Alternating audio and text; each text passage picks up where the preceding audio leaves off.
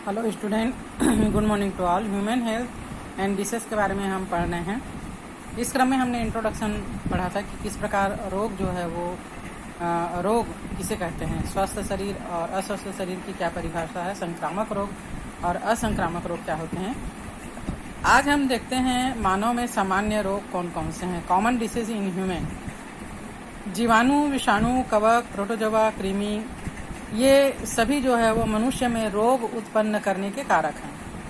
इसीलिए ये सभी परजीवी जो हैं वो रोगजनक कहलाते हैं। परजीवी मतलब दूसरों के ऊपर जीवन व्यतीत करने वाला, और जब ये दूसरों के ऊपर जीवन व्यतीत करते हैं तो कुछ टॉक्सिन्स पदार्थ जो है वो होस्ट के शरीर में छोड़ देते हैं, जिससे विभिन्न प्रकार के रोग होते हैं।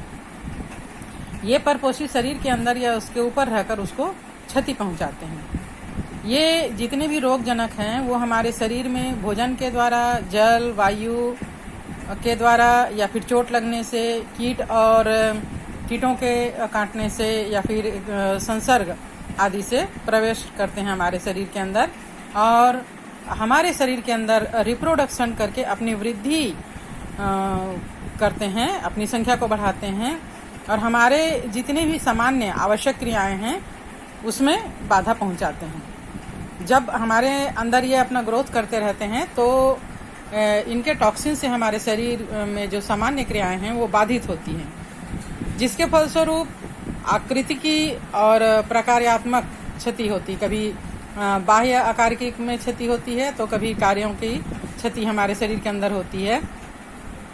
संक्रमित रोग से पीड़ित मनुष्य में जो लक्षण पाए जाते हैं, जनरली हम देखे हैं किसी भी बीमारी की वजह से हमारे शरीर के तापमान में वृद्धि हो जाती है, रेस्पिरेशन की दर जो है वो उसमें वृद्धि हो जाती है, जीभ सूखने लगता है, हृदय गति में वृद्धि हो जाती है, भूख कम लगता है, यूरिन जो है वो ज़्यादा पीला और बदबूदार हो जाता है, श्वेत रुधिर कोशिका के प्रतिशत में, है ना, प्लेटलेट्स के प्रतिशत में हमारे ब्लड में कमी आ जाती है, और हमारे शरीर के अंदर कमजोरी महसूस होने लगती है।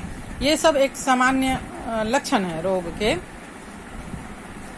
हम रोगजनक जीवों के भिन्न भिन्न वर्ग के कुछ निरूपक और उनसे होने वाले रोगों के बारे में, निरूपक मतलब रोग फैलाने वाले कारक, और उसके सामान्य लक्षण और रोगों के बारे में हम चर्चा करते हैं।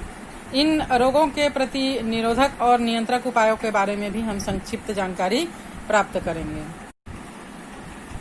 इस प्रकार जो सामान्य रोग हैं उनमें से कुछ रोगों के लक्षण के बारे में हम पढ़ेंगे। हैजा या कॉलरा, ये रोग विब्रियो कॉलेरी नामक जीवाणु से उत्पन्न होता है।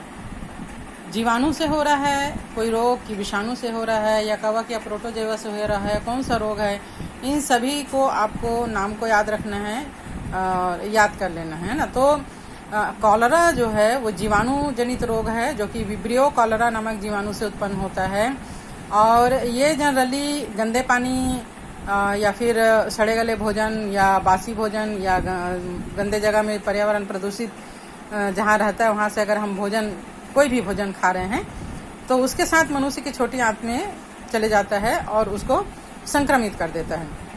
ये एक विषाक्त पदार्थ स्रावित करता है, जिसके कारण लूज मोशन हो जाता है, बार बार पैखाना आता है, उल्टी होता है, और इसे ही हैजा या कॉलरा रोग कहते हैं। तो इसके सिम्टम्स क्या क्या हैं? बार बार पानी जैसा पैखाना के साथ उल्टी होना, मतलब लूज मोशन होना, और उल्टी आना, पेट जो है वो गड़बड़ हो जाता है। इसके लिए हमारे बॉडी में चूंकि इसकी वजह से पानी की कमी हो जाती है, तो इस पानी की कमी को पूरा करने के लिए ORS का घोल या फिर चीनी नमक का घोल समय समय पर रोगी को देना चाहिए, और संभव हो तो 0.9% NaCl की घोल की सुई भी लगाना चाहिए। इसके रोकथाम के लिए हमको टीका लगाना चाहिए सही समय पर।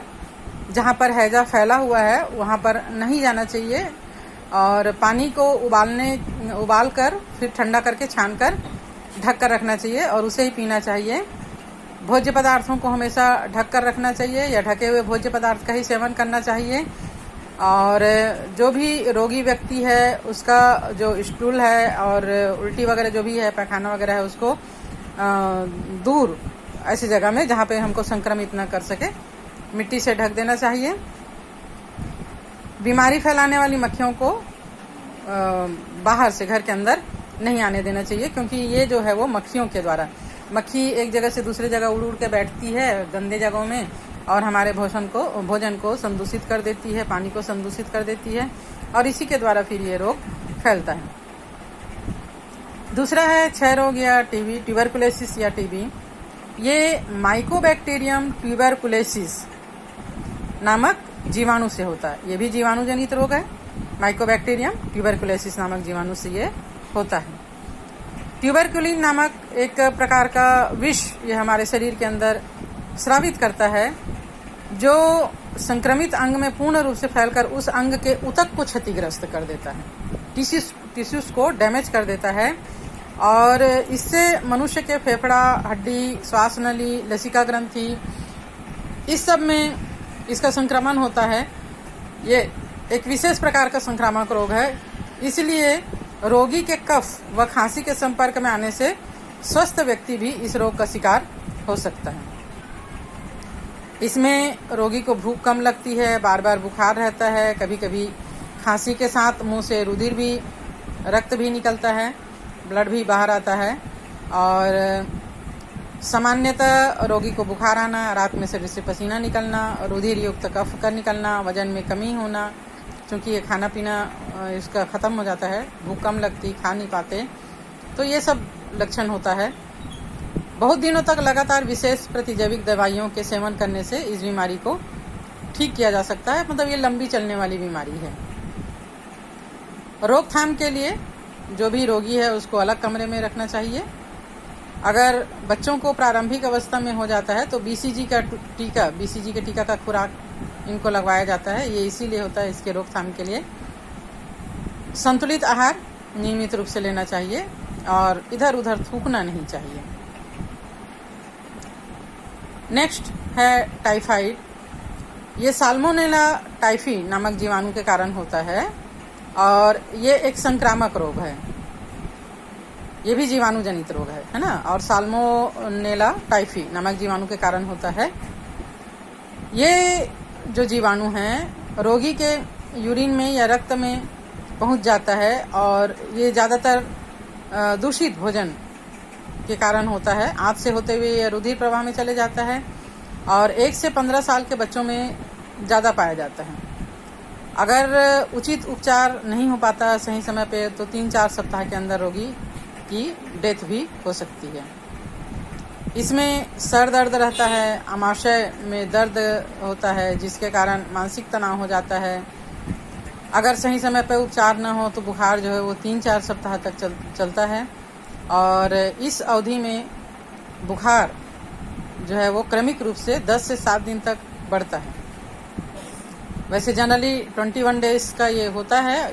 इस बीच जो है वो उपचार का कोर्स, अगर बुखार सही भी हो गया तो 21 डेज तक उपचार लेना चाहिए।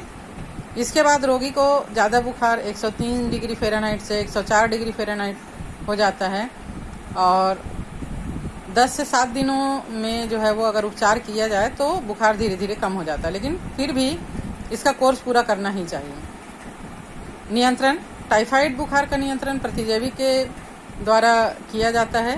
रोगी को तरल भोजन जैसे खिचड़ी वगैरह है, दलिया है, खिचड़ी है ना, मतलब लिक्विड युक्त भोजन ज़्यादा देना चाहिए। आसपास के साफ सफाई पर, अपनी सफाई पर ध्यान देना चाहिए। दूषित भोजन, बासी खाना या ठंडा खाना या खुला हुआ खाना, पेय पदार्थ, इस सब का सेवन नहीं करना चाहिए। अगर कोई बीमार पड़ गया तो उसकी व्यवस्था अलग रखना चाहिए और समय पर इसका टीका लगवा लेना चाहिए। And next is the न्यूमेनिया। ये स्ट्रेप्टोकोकस न्यूमोनी के द्वारा होता है और इस रोग में फेफड़े का जो विलाई है, वायु कोष्ठ है, उसके अंदर तरल पदार्थ भर जाता है जिसके कारण सांस लेने में समस्या पैदा हो जाती है। जनरली इसकी शुरुआत जो है वो कॉमन सर्दी बुखार जुकाम से होती है और अगर हम ध्यान न दें, ये सर्दी जुकाम बढ़ते जाए तो पानी जो है वो फेफड़े के अंदर भर जाता है इसकी वजह से बुखार आना, खांसी होना, सर दर्द इसका कॉमन लक्षण है। होठ और उंगलियों के नाखून का रंग धीरे धीरे नीला होने लगता है और ज़्यादा अगर ये बढ़ जाए तो ये मृत्यु कारक भी हो जाता है। ये रोग साधारणतः संक्रमित व्यक्ति के गिलास या बर्तन इस्तेमाल करने से होता है। तो ये भी एक प्रकार का संक्रामक रोग है, इससे बचना चाहिए। सामान्य जुकाम, कॉमन कोल्ड, ये राइनो वायरस के कारण होता है। ये विषाणु भी नाक और श्वसन पथ को संक्रमित करता है। इस रोग में गले में दर्द होता है, आवाज़ फट सी जाती है, खांसी आता है, सर दर्द होता है, थकावट होता है। ये 3 से 7 दिन तक रहता है और संक्रमित व्यक्ति के कलम, किताब, कंप्यूटर के कीबोर्ड आदि से भी दूसरे व्यक्ति को संक्रमण हो जाता है। इसलिए खांसते या छींकते समय हमेशा नाक या मुंह में हैंकी रखना चाहिए, या आजकल बाह को है ना सलाह दी जा रही है कोरोना वायरस के कारण। नेक्स्ट है इन्फ्लुएंजा। ये एक विषाणु जनित रोग है जो संसार के सभी देश में पाया जाता है और हम लोग इसको फ्लू के नाम से जानते हैं।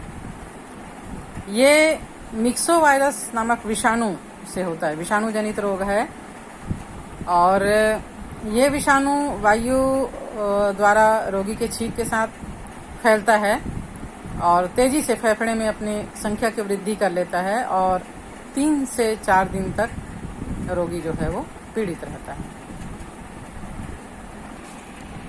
इसके लक्षण हैं, बुखार जो है वो 101 डिग्री फ़ारेनहाइट से लेकर 104 डिग्री फ़ारेनहाइट तक होता है। शरीर में इससे कंपन होता है, छींक आती है, सर दर्द, कमजोरी, नाक से अधिक मात्रा में पानी निकलना, पूरे शरीर में दर्द होना, ये इस रोग का प्रमुख लक्षण है। इसके लिए कोई भी प्रभावी दवा नहीं है, फिर भी एस्प्रिन, सोना, प्रचुर मात्रा में आराम करना इसमें इस रोग में थोड़ा राहत दिलाता है। तो इसके लिए बच्चों को ठंड से बचाना चाहिए और किसी स्वस्थ व्यक्ति या बच्चों से रोगी व्यक्ति को अलग रखना चाहिए और पौष्टिक आहार का सेवन करना चाहिए।